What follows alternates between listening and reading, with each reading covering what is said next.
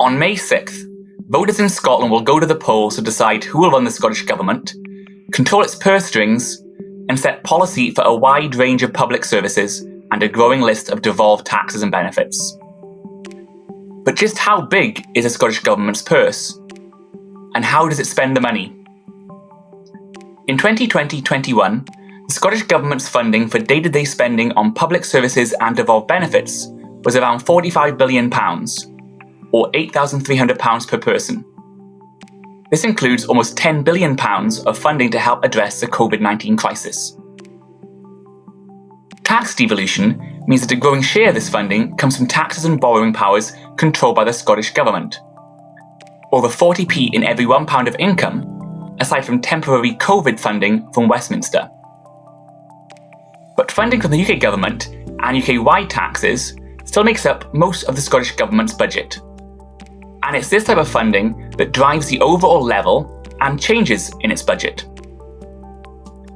It was cuts in UK government funding as part of austerity measures during the early to mid-2010s that saw the Scottish Government's budget for day-to-day spending fall by 6% between 2010 and 2017. And it's increases in UK government funding that explain most of the subsequent rise, with current plans suggesting funding could be 3% above 2010 levels by next year. After kind of a population growth, that's still a 1% cut per person though, so tough choices still lie ahead. Despite this, UK government funding also explains the much higher levels of spending on public services in Scotland. In 2020-21, the Scottish Government's non-COVID funding per person is expected to have been around 30% higher than what is spent on comparable services in England. Nearly all of this is due to higher UK government funding. Devolved tax revenues make up only a minor contribution, in part because the Scottish Government's tax rises have been mostly offset by relatively weak growth in underlying revenues.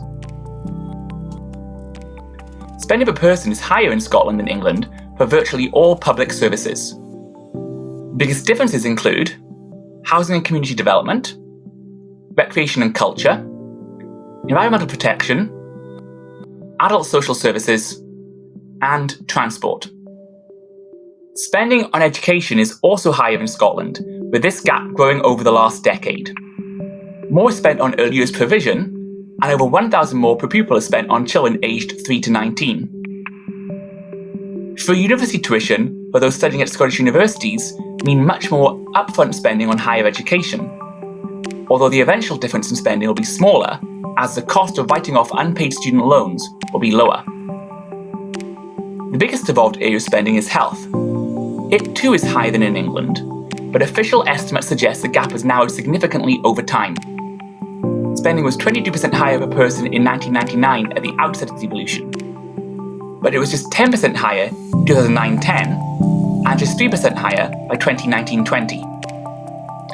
Scottish governments under both Labour and SNP administrations therefore seem to have prioritised increases in health spending to a lesser extent than governments in Westminster. Other areas, including education and social care, have been prioritised more. Devolution, of course, allows the Scottish Government to take a different decision to Westminster. And this is just one of the reasons why the upcoming elections are so important for Scotland's future.